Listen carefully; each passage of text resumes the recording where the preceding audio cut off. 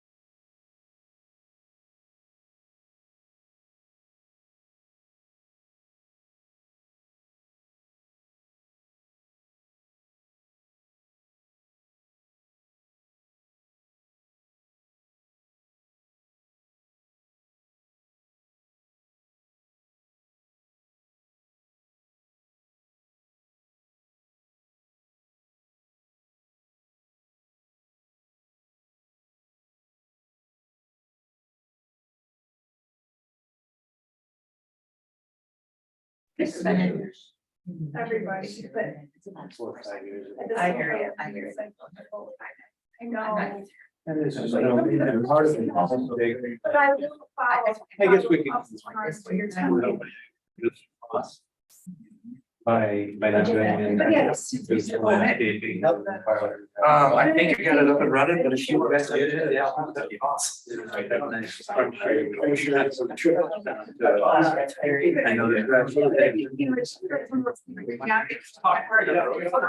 That's frustrating. So I started. Eating. That was a big part of audio.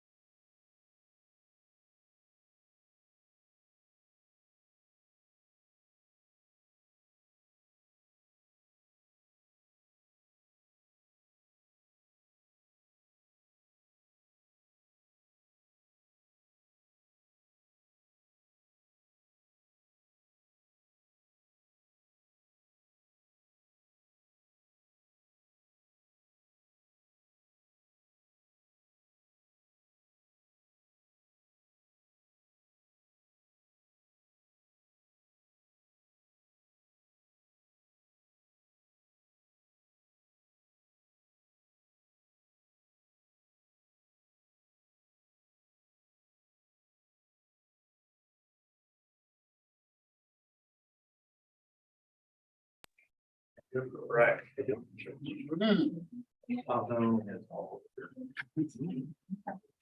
it over? That's not time, folks. That's what it says. Email said you might be late. Even a little early.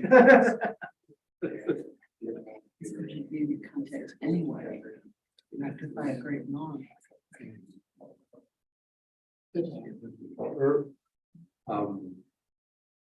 I'm minutes early is on time. on time is like.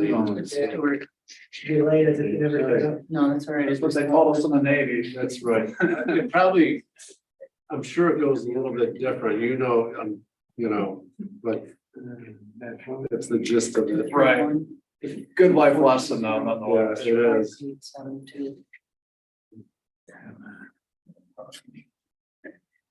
872. 420. 5872.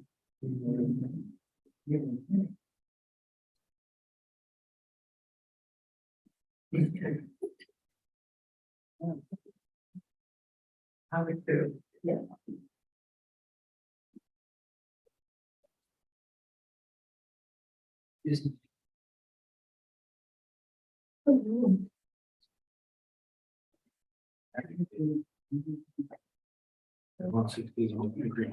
Good.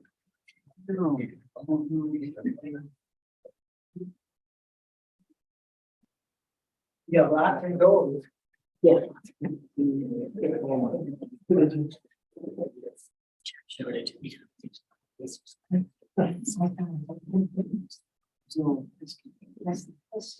Don't early too. But still, I didn't.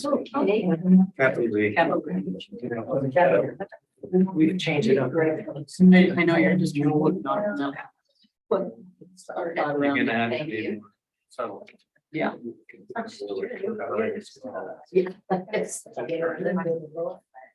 No, let's blame everything.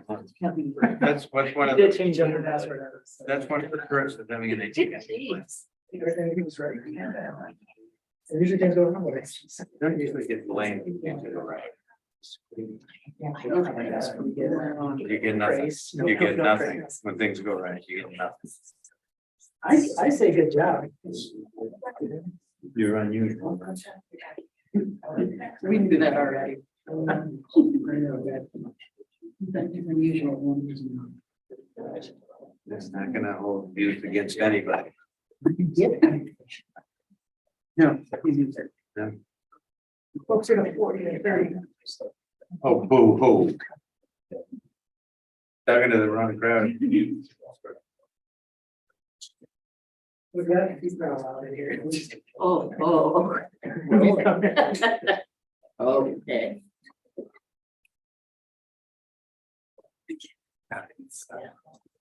Oh, yeah.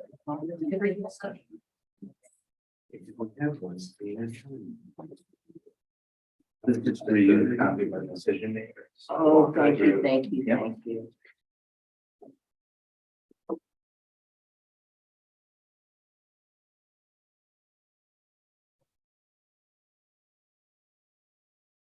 Are we ready? It is 5:30. 5:30. Would you like us to? Call meeting to order. I call the roll, Jenna. Yep, Kim Morris, Present. Michael Behrman, present. Sue Stewart, Present. Don Leo, here. And Kathy Marshall. Present. We have 5, we have a quorum. Okay. We have 2 sets of minutes to approve. Yes, we have the minutes from our normal July 12th meeting, and then we also had a special meeting on July 26th to finish up business from that meeting. You could approve those as one motion or two separate motions, however you would prefer. I do have a correction to both of them. Uh-oh. Uh-oh. What did I On do? both of them, it says Morris adjourned, Oh, and we and didn't? I wasn't here. Oh, thank you for correcting that. Who was the acting chair that, Bob? Right, thank you for that. I will get that corrected. Does anybody else have any corrections? No. No? So if we can approve them both with one motion, then I would motion to approve. Second. Is that seconded by Kathy? You can do it all in favor. Yeah, all in favor? Aye. All opposed?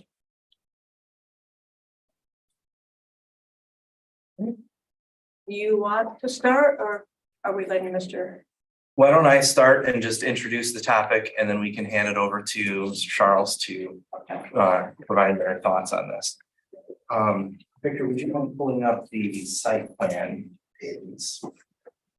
So just to refresh everybody's memory, some of you were on the ZBA back in March of 2022 when we first looked at this. Some of you are new to the board since then. This was originally brought to us. Could you go to the first page of this? Shows the pictures of the house. Thank you. So initially, when this was brought to us for the background here, they applied for a site plan approval. And I initially declined it because at the time I felt that it was a 4-story home. My thoughts on that were the amount of exposed area on the lower level that they had called basement. I felt that that was a first floor. And then the square footage and ceiling height of the upper level, I also determined that that was a floor. So my feeling at the time was that it was a 4-story home. They appealed that administrative decision, and they also at the same time included a request for a variance to the ZBA. The ZBA, through discussion, determined that I had interpreted the code correctly for the lower level being a first floor, but then determined that I had not interpreted the code correctly regarding the upper level because the ends, the gable ends of the building were open and not enclosed. And there was also no plumbing or heating proposed for that upper level, which then made the building a 3-story structure. The zoning code in that neighborhood limits the height of structures to 2 stories. The determination of height for the building is based off of, if you go to the top picture, Victor, is based off of, as this building fronts on Main Street, we look at the grade of the property along the face of the building, and we measure the height from there. So height-wise, this is within the 35 feet for a structure. So really, it's just the number of stories that's at issue here. If you would go down to one of the first site plan pictures. Thank you. The proposed addition fits within the setbacks. So again, it's just the height that we're talking about here. And with that background, I'll hand it over to Mr. Charles, and he can provide their thoughts on what it is they want to do and why they feel they have a practical difficulty. Excellent. Thank you, Mr. Grimm. Chairwoman Morris, fellow ZBA members, Ryan Charles here on behalf of Harbor Springs Retreat LLC's non-use variance request. And again, this concerns 420 East Main Street, which is commonly known as the Demmer property, and I'll refer to it as the Demmer property throughout the presentation. And by way of brief background, and at the risk of redundancy of what what Mr. Grimm just covered, many of you may recall the previous appeal and various requests for the Demmer property, again, at the ZBA hearing back in March 2022, during which the ZBA, of course, determined that the attic level of the current site plan was an uninhabitable attic space and therefore does not count as a story. And during which the ZBA approved the variance request to construct a 3-story residence on the Demmer property as set forth in the current site plan, which you all have copies of. And for reference, those prior ZBA decisions are attached as Exhibit 2 in the package that you all should have in case you want to reference those from March of 2022. And as many of you may also recall, one of the conditions the ZBA placed on the original variance to construct a 3rd story was submission of a grading plan demonstrating that water runoff from the project will not negatively affect adjacent properties. And so shortly after the March, I believe it was 9th, 2022 hearing, that required grading plan was prepared and submitted to the zoning administrator, Mr. Grimm, by Benchmark Engineering on, I believe, March 31st, 2022. And so that grading plan and the correspondence with the zoning administrator is attached as Exhibit 3 to the current variance application package that you all have in case you want to reference that. So once the grading drainage issue was resolved and the site plan was approved by the city and ZBA last April, the applicant, his designer, architect, and general contractor commenced the process of extensive demolition and pre-construction planning and due diligence, which included investigating the potential presence of asbestos, and retaining a qualified asbestos abatement contractor, subcontractor and materials, bidding and contracting, and other site plan services such as landscape design. And as many on this board are likely aware, especially if any of you are involved in the construction trades or have recently completed a construction project or currently have one underway, tradespeople and supplies are in high demand and short supply currently, making pre-construction planning and contracting, especially for a project of this magnitude and scale, a timely process. And my point in providing this background is simply to convey that the applicant did not sit idle since the ZBA granted the original variance last year. A significant amount of planning and expense was incurred by the applicant and his construction team, many of whom are here tonight, including, of course, the applicant, which is Mr. and Mrs. Adamora Demmer, his architect designer, Fred Ball, and Tom Kamei, who is the project manager from MPN Construction, the general contractor on the project. So now let's fast forward to July of this year. The applicant and his contractor finally had all the demolition, pre-construction, planning, and contracting in place, approached the zoning administrator to obtain copies of the zoning paperwork so that they could pull a building permit from Emmett County, at which time they were informed that the original site plan variance for the additional third story had expired and an updated variance would be required in order to proceed with the three-story residence, thus the purpose of tonight's meeting. So essentially for the ZBA to reapprove the same variance previously approved last year, notably none of the reasoning or rationale has changed. And in fact, the ZBA now has the benefit of that approved grading plan on which the original variance was conditioned, alleviating the drainage concern previously noted by the ZBA. So for those members who did not participate in the previous rendering, I'm just going to put up a blown up rendering of the proposed residence that would be constructed based on the variance in this site plan for everybody's reference. And for those members of the public that are here. And you should all have copies of that as well in your variance application.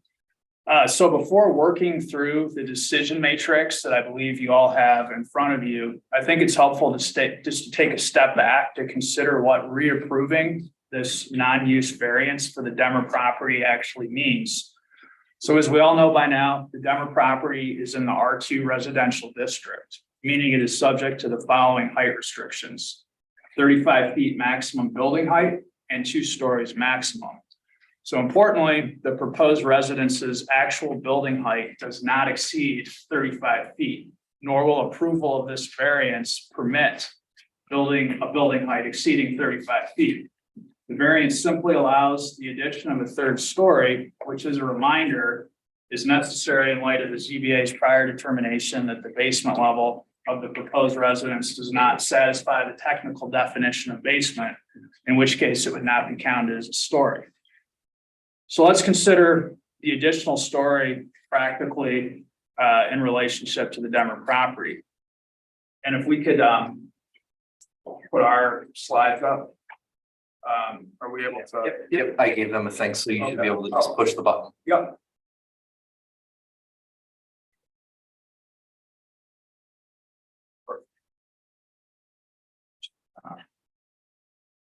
And if you could go to slide 2. Yeah, it's gone. Just give us. I'll take it. There you go. There you go. Perfect. So because of the unique topographical features of the Demmer property, which, as you can see from the photographs, it slopes abruptly north to south from Main Street toward Bay Street. Hopefully everybody can see that or already knows that. The proposed residence will appear as a 2-story residence when viewed from Main Street. So you should be able to see that. I know this is probably not as big as it could be, but so when viewing it from Main Street, 2 stories, it will appear as a 3-story residence only when viewed from Bay Street, where again, that basement level will be visible. So with that background in mind, I'd like to just briefly review the legal standard We're approving a non-use variance request, which is the variance that you all have before you. The standard, of course, is practical difficulty. And that's unlike a use variance, which must satisfy the heightened standard of undue hardship. So I just think it's important everybody understands that distinction. And that's the Michigan Zoning Enabling Act that sets forth the standard. And then if you could go to slide 4. And that's also codified in the Harbor Springs zoning code as well. And a practical difficulty occurs if the applicant establishes any of the following.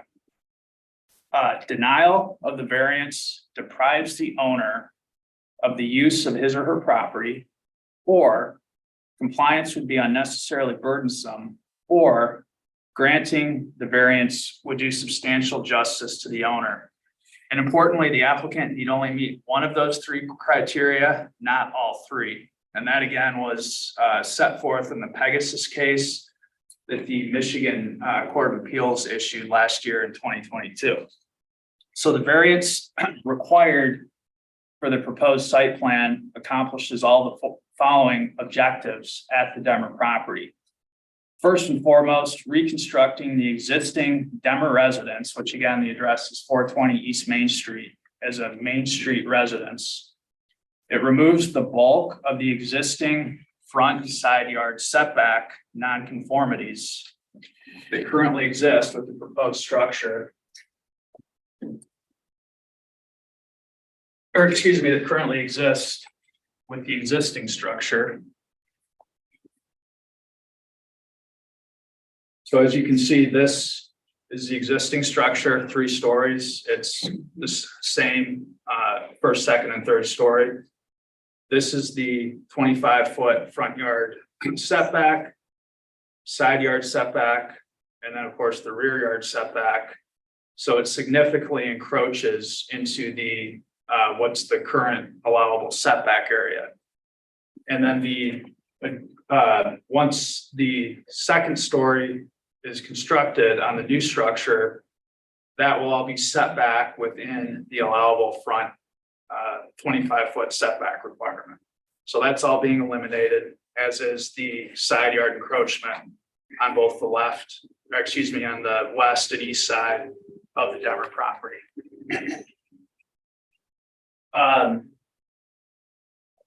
The existing infrastructure and foundation of the current underground garage level is utilized and incorporated into the rebuilt residence. And as mentioned earlier, the rebuilt structure is within the 35-foot allowable height maximum for the R2 zoning district in the city. And so I'd like to invite the members' attention to the dimension variance decision matrix, which I don't know if you guys have those in front of you. We can put it up on the screen as well. Perfect. So that we can walk through the 6 findings of fact with respect to the Demmer property. So starting with finding of fact number 1, there are unique characteristics of the Demmer property that do not generally apply to other properties within the neighboring R2 zoning district. Here, the applicant's property contains existing front and side yard, what I'll refer to as grandfathered legal nonconformities, which are being eliminated in conjunction with the requested variance to add an additional story. And I have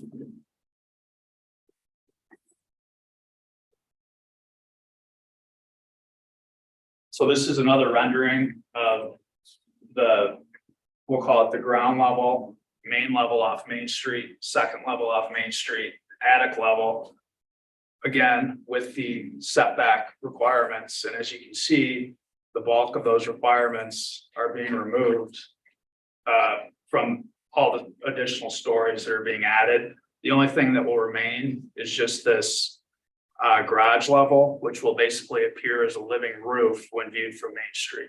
Everything else is being eliminated on story 2 and 3 of the current structure. And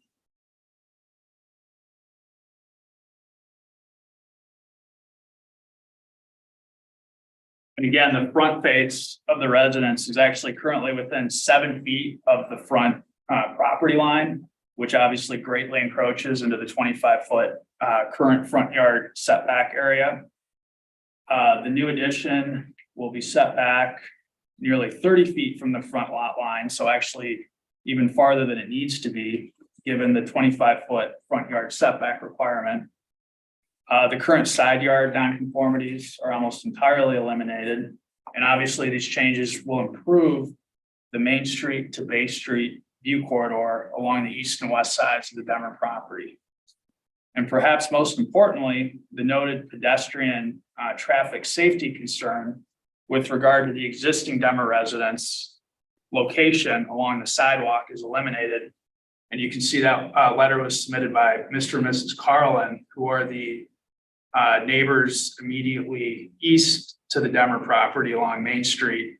Noted, the difficulty trying to pull out of their driveway with that huge, massive structure right on top of the sidewalk. So also unique are the Demer property's topographical features. Again, the sharp sloping grade from Main Street to Bay Street. In order to reconstruct and maintain the Demer residence as a Main Street fronting home, as it currently is, the applicant is essentially required to build a ranch-style, single-level residence as viewed from Main Street in order to comply with the two-story building height maximum. And again, this is because the ground basement level visible from Bay Street is counted as the first story. And so this differentiates the Demer property basically from all neighboring properties on Main Street in the R2 residential district, where such elevation changes are non-existent. And I have, it's exhibit 5 of your application or our application package. Every property east of the Demer property along Main Street up to Zoll Street, you can see all those properties are essentially flat terrain with almost no discernible grade whatsoever. So as to finding of fact number 1, the specific evidence of unique characteristics of the Demer property that are not general to the surrounding area include, again, number 1, the lawfully existing front and side yard setback nonconformities that will be eliminated if this variance is granted. And number 2, the dramatic southerly elevation change from Main Street to Bay Street on the Demer property. So that would differentiate this request from other requests that could come up for to add an additional story above 2 stories. So moving on to finding of fact number 2, as a result of the unique characteristics just discussed, strict application of the 2-story height maximum to the Demer property is unfair, produces an unjust result, and most importantly, establishes a practical difficulty for the following reasons. 1, the applicant is unable to maintain a 2-story residence on Main Street with a basement similar to all the neighboring properties in the R2 district, including those that are included as exhibit 5. Placing the residence farther south on the property into what, and I'll just reference the survey, into this more or less plateau flat area on the south side of the property is not practical because water drainage on the Demer property runs north to south from the higher sloping area along Main Street, again, down towards Main Street, where the property would have to be situated if it was built on the southern side of the property. Also, there were old wells that were noted at the previous ZBA hearing located in the southern side of the property that would make placement of a structure in this area unwise, as well as the decreased buildable area on the Demer property resulting from having to place a new structure on the southern portion of the lot, where again, the structure would also be subject to the 35-foot rear yard setback requirement, which is obviously 10 feet more than the front yard setback requirement of 25 feet. And then I think finally, and I think the board would recognize the Demer property has always been a quote unquote Main Street home. The southern portion of the Demer property along Bay Street has a very different, what I would almost consider a quasi-commercial district feel, given the presence of the public marina, the marine centers and warehouses, and the marine traffic along this corridor of Bay Street. So going on to finding of fact number 3, strict compliance with the 2-story building height restriction in the R2 zoning district does prevent the applicant from using the Demer property for a permitted purpose and is also unnecessarily burdensome for the following 2 reasons. First, it prevents the applicant from reconstructing its residence to have similar design and number of levels as other Main Street houses within the R2 zoning district. That is, a 2-story residence as viewed from Main Street with an additional ground basement level. And again, effectively, the applicant would be forced to build a single ranch style residence along Main Street with a walkout lower level facing Bay Street. And there's not a single residence of this type or character east of the Demer property along this, for sure along the south side of Main Street. And I don't believe along the north side of Main Street either. And again, you can see that in the photographs in Exhibit 5 to our package. And then finally, given the applicant's removal of what I would consider extreme existing setback nonconformities as part of the variance and site plan, granting the variance does substantial justice for not only the applicant, but for the community at large. So going on to slide 7, which is the second page of the decision matrix, finding of fact number 4, there are really no reasonable alternatives to granting the variance for an additional 3rd story. As previously discussed, none of the alternatives are reasonable, let alone practical. Relocating the residence to the southern portion of the Demer property is not practical, given the water runoff issue I just described. It would also be contrary to zoning code section 50.3017, which mandates a sloping grade at sidewalk level to finish grade at the front of the building, which would be all but impossible to achieve if you built the residence below the slope at the Main Street side of the property. The wells that we discussed that were identified in the southerly portion of the property, the loss of buildable lot area, and then again, no longer having a Main Street residence, it would change the character of the property to a Bay Street residence if it was positioned on the south side of the property.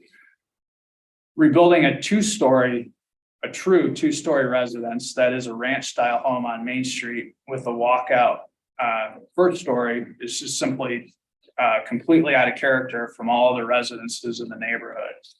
And the last option would be retaining the existing residence in its current form with all of its lawfully existing setback nonconformities, which is in fact contrary to the zoning code stated intent, quote, not to encourage a nonconformity's survival, unquote. Again, especially given the safety concerns with respect to the existing residential structure. And so, there's always going to be hypothetical alternatives anytime a variance request comes up, but none of the alternatives here are advisable, consistent with the zoning code, let alone reasonable. And going to finding fact number 5, granting the variance to construct a 3-story residence on the Demer property will not cause any injury, let alone substantial injury to the adjacent property owners. So as a reminder, although this is technically considered a dimensional non-use variance, the variance will not actually alter any dimensional requirements within the R2 zoning district. Simply allows the applicant to construct an additional 3rd story within the allowable 35-foot building height limit. Thus, no one's view corridor is obstructed by this variance beyond what the zoning code already allows. Here we also have the benefit of having heard from the two homeowners adjacent to the Demer property, the Carlins to the northeast and the Johnsons to the southeast. Both property owners fully support the variance and proposed site plan, which they deem a substantial improvement to their own properties and the neighborhood at large. Both adjacent property owners note the removal reduction of the existing setback nonconformities as improving the existing view corridor through the Denver property. In the case of the Carlins up on Main Street, alleviating a significant pedestrian safety concern when exiting their driveway, given the existing structure's bulk and close proximity to the sidewalk. And of course, this board now has the benefit of the updated grading plan and confirmation from Benchmark Engineering following the March 2022 variance hearing that water runoff from the project will not negatively affect adjacent property owners, which again was one of the conditions of the original variance. And I have the updated grading plan which Benchmark prepared at the end of last March. And Benchmark confirmed the proposed grades again along the east side of the property form a swale which keeps water runoff from the east neighbor. The water runoff will flow south along the property to the existing lawn area on the subject property. So that concern's been alleviated. And of course, the new grading also alleviates the existing sharp vertical drop along the east side of the Denver property towards the existing residence. And if you can put up slide 9, you can see that sharp drop that currently exists that'll be filled in as part of the proposed site plan. So there is simply no discernible harm whatsoever to the adjacent property owners as a result of this variance. And I'd also note the presence of other 3 and perhaps even 4-story structures within the R2 zoning district around town, 2 of which are located just east of the Denver property on Main Street. You can view those in Exhibit 9 in the variance package you have in front of you. And then also if you could put slides 10 and 11 up. And then with respect to those particular properties that are in close proximity to the Denver residents, you can see those there on the easel. So my point being the presence of 3rd stories, especially when one of those stories is really a walkout lower level, is not out of character with the R2 zoning district.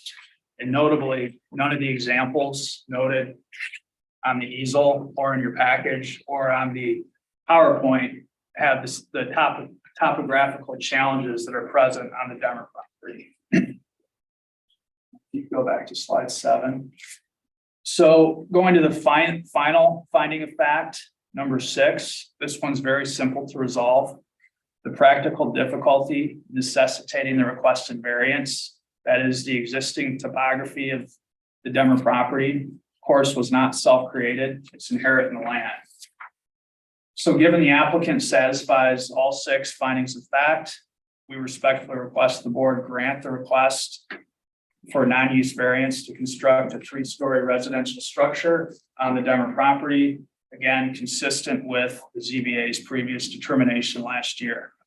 And as noted at the beginning of this presentation, the applicant and his construction team, again, many of whom are here tonight, have undertaken significant due diligence, planning, and expense following the original variance granted last year and are now in a position to implement the new site plan for the Denver property upon approval of this variance. So with all that said, if there's any questions or concerns from any of the members, I'd be happy to discuss those now or after we hear from the public. I do have one question, but it's more for you, Jeff. You keep referring to the zoning as R2. Isn't that parcel RM? It was RM, that parcel and several other parcels along Bay Street over to the Wallstrom property were previously in the RM district. In approximately 2018, those properties were all moved to the R2 district. Okay, so the GIS map, again, once again, is not correct. The GIS still shows it as RM. That's The county map still shows it as right. RM. Emmett County does not have accurate zoning information for the city of Harbor Springs. Just checking. Also, Mr. Lau, if you exhibit 1 of our package, I think has the updated map showing it as R2. It just doesn't hurt to ask. At this, oh, go ahead. Just one other quick question, maybe I misunderstood. At the beginning of your presentation, you said that the building would not exceed 35 feet in height. That is correct. From which, are you measuring from Main Street or Bay Street? From Main Street, which is under the code where building height is Got measured it. from. Yes, ma'am. Okay, so from Bay Street, it's clearly higher than that. I just want to make sure I'm understanding. Presumably it would be higher from the Bay Street side. Okay, Yeah. okay, The way that our zoning code is worded, when we determine the overall maximum height of a structure that it can't exceed, which is 35 feet. It states that we measure from the front of the home at the Okay. face of the home, right. Okay, I understand which that. is, we have determined is the main So, space. but if I were driving along Bay Street and looking at this new property, or revised, compared to the houses, three houses down, this is gonna look taller. We have similar situations in other neighborhoods within Okay. the city. A good example of where that has also happened is on Main Street over on the west side. When you get out past the church, there are some properties that front on Main Street, but they go all the way down to Bay Street near the beach. Oh, And from that side, they also have some walkout basements. That area is a little bit different. We haven't run into the third story issue because the predomination of their lowest floor is below grade. So it was Okay. still counted as a basement, but the overall height and appearance, it does appear taller. So that's another area where you might see something similar to what's going on here. My mother's house that fronts on Bluff looks very different height from Bluff Drive than it does from Pine Street. Main Street. Yes, it does. So that's a Okay. pretty common thing. Okay. If it weren't for these darn hills, you know. Yeah. Yeah. I had a question, just trying to visualize, the portion of,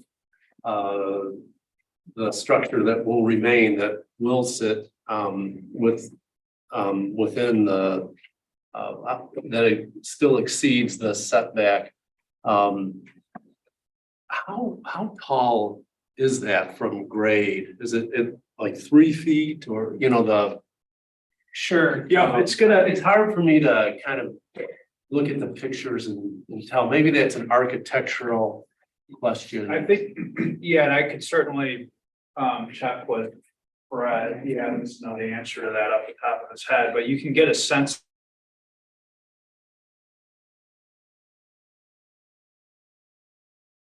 And with the living roof on top of it, which is the top of that. So it'd be like a grass or whatever Grass type on of top of it. natural Exactly. features, okay. Yeah, the living roof, I think. And then steps. And then the pavers going up. Yeah. So almost no different than like a patio. Yeah. In appearance. The rest of it will be subterranean, so you won't view it, of course. Ryan, we took the screen back from you. We've pulled up the actual elevation shots for those properties. So this is the north elevation for the home. And we can see the line of the proposed grade right And here. I'm trying to, I couldn't read that on my. Yeah. Yeah, so it is still a little bit higher. I would say that kind of falls, they have an existing nonconformity Right. with the structure that's there. And they are allowed to keep and maintain that existing nonconformity. Through their application, they've stated that they're willing to remove the upper floors. But then this would kind of fall under maintaining that old existing nonconformity or what's left of it that they propose to continue to But they're maintain. not increased. They're not increased, certainly As a not. matter of fact, that the mass that presents, I think, a danger to folks pulling out and that's so visible. So close to the sidewalk, that mass will not be there, but we'll see kind of like the public will see a sort of a walled in patio. Front yard area. Yeah, front yard area. Yep. Okay, I got it. Madam Chair, I would recommend at this point a motion to open a public hearing so we can hear input from any members of the audience. I move that we open the public hearing. I'll second. Okay. It's open. Do we have any comments from the public? Yes, sir. Hello, my name is Sean O'Brien. I live at 417 East Main Street, directly across the street from this proposed residence. And I'm here in favor of this variance. I think it's done. It will look just like every other or many of the houses along Main Street. And I also am here in support of this variance because I believe it's important to just encourage more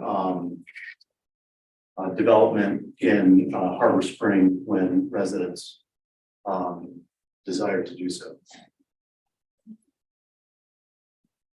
Thank you. Anybody else?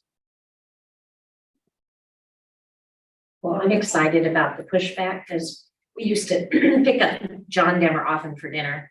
And so what Mr. Carlin is speaking about, his driveway and where that house is, Mr. Carlin is absolutely right. That's whatever. And as far as my husband and I are concerned, owning the existing property at the end of their driveway, we're in full agreement with everything you've said. That's our feeling. We support the Demmers full-heartedly in this and think that it's going to bring beautification to Harbor Springs and to Main Street. And many, many, many other people that live here have shared that with me, that they are so excited about a new structure going in there on that piece of property that they're very excited. So that means anything. Thank you. Yeah. Any others? Yes. Okay.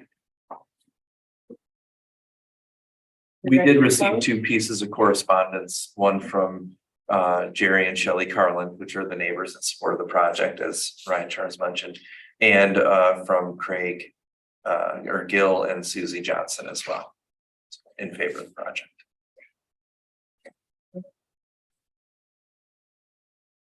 Are we ready to close? If there's no other input, I would move to close the public comment section. Second. All in Who was favor? the second of that? All in favor? Aye. Aye. Opposed? Okay. I did provide you with copies of the minutes from the March 9th meeting. And the second to last page of those minutes have two areas that I think pertain to the discussion tonight. The first is under section 2 there. We did approve the variance at that time. And the reasons that we listed, which relate to the findings of fact document, are listed in bullet points there. And then underneath that in section 3 was our motion or our agreement to grant the variance with two conditions. That first condition, I think, has been satisfied with the including of the grading plan. So you'd like to include that in your discussion tonight? And for those of you who weren't here, the second condition was that they do not make that open upper area into an enclosed story. So it will not turn into a third or fourth story, depending on how you're looking at this. And does that need to remain as a condition? Well, We I think decide. the importance of that was our part of the basis for determining whether that top level was considered a story or uninhabitable attic. So if it were to be enclosed or if it were to be plumbed and heated, Right. it would change that status. And I think that was the reasoning behind the decision at the time and the reasoning for the inclusion of that condition of both of those parts, that it wouldn't be enclosed and that it wouldn't be plumbed or heated. If you feel that it's still appropriate to include that as a condition. Yeah, nothing that has happened since then and now changes the need for that condition. That condition should also still be stated in this.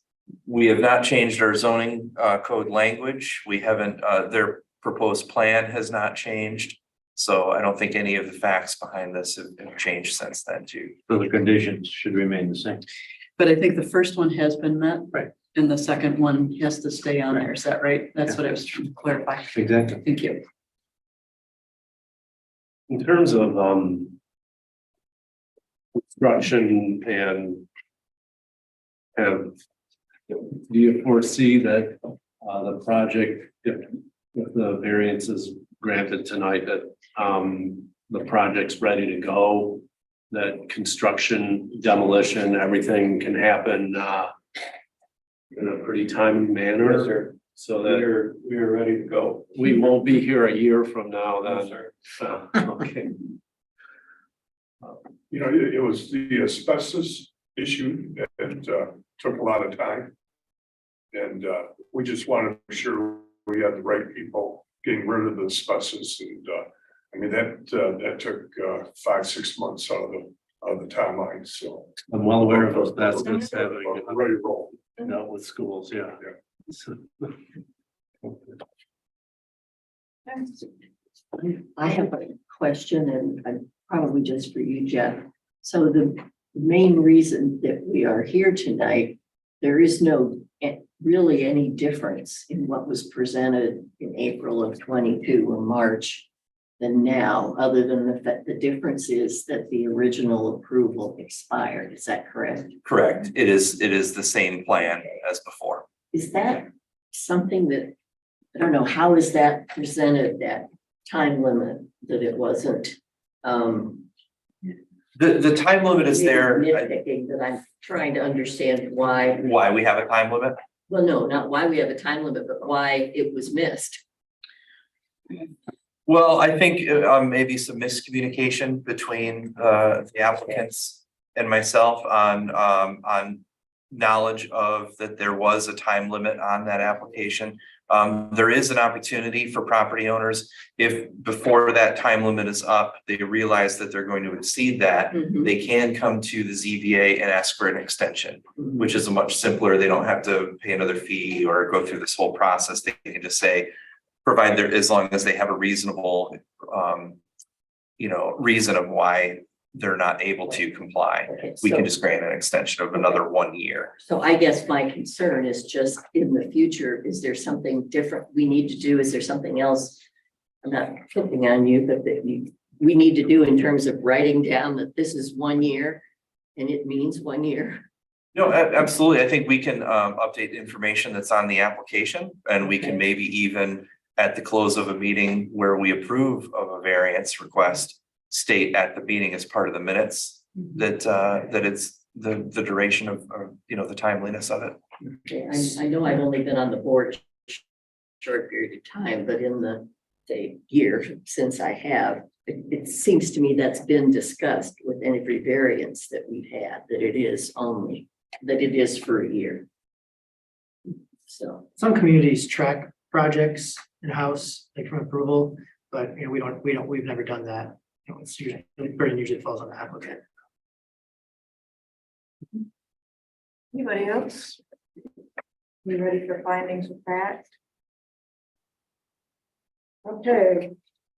Based on the evidence, which is part of the record, there are or are not unique characteristics of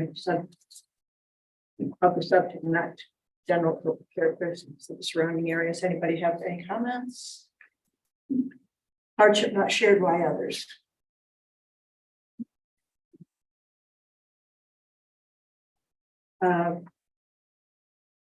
I think the last one, we presented the fact that the grade is so severe on this one that, and the fact that it's the back lot, the Bay Street part, it's so low that you cannot dig down to a basement, that was the unique. And that's still applying. Still applies. So there are, we're going to decide there are characteristics. Number two, based on the following evidence, which is part of the record, the board finds or does not find that strict application of the zoning code to the applicant's property would be unfair or produce unjust results because comments. Because without allowing the basement, the bottom story to be treated as a basement story, without the provision to allow that third story, it would be a different size and shape house than all the other houses on Main. Kind of restricted to a ranch, it appears to be a ranch house. So we are all in agreement that we do find. Yes. Mhm. Number 3, based on the following evidence, which is part of the record, the board finds or does not find that strict compliance with the zoning board restrictions would prevent the owner from making the property for permitted purpose, et cetera, et cetera. Comments? It prevents a similar design as the neighbors, and the design as presented removes nonconformities. Very good. Anybody else? Okay, so fines. Number 4, based on the following evidence, which are the record, the board finds or does not find there are no reasonable alternatives to granting the variance. I think that was pretty laid out, that positioning the structure, the new portion on the south end of that property puts it in direct route of drainage situation. There's old wells existing there.